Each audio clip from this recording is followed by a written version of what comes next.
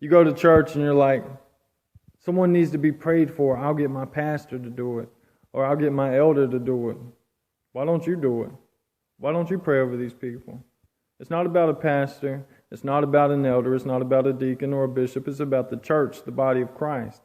See, Jesus died for the church to raise up a group of people. And it don't matter how old you are or how young you are. This group of people was intended for everybody to be a part of. To show love. To be like Jesus, right? So a lot of kids are like, man, I'm too young. Well, let's talk about David, who was a youth. A young little ruddy boy when he went before Goliath. Let's talk about Jeremiah, a young man. Let's talk about Saul, a young man. Let's talk about Timothy, a young boy.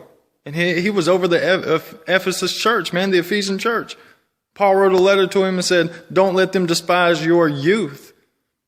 It ain't about placing it on someone who's old and wise. It's about on all of us because we're all called to be ambassadors or representatives of Jesus Christ. We're all called to be hands and feet. We were all given this great commission, not to get people to a church building, but to get people to salvation. The Bible in the Great Commission tells us to go out making disciples of all nations.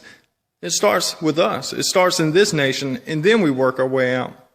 So Jesus sent them to Jerusalem, right? And then he sent them to all nations. So we start in our hometown.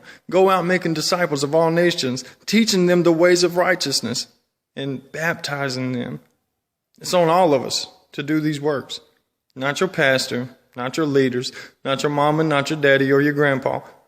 It's on you.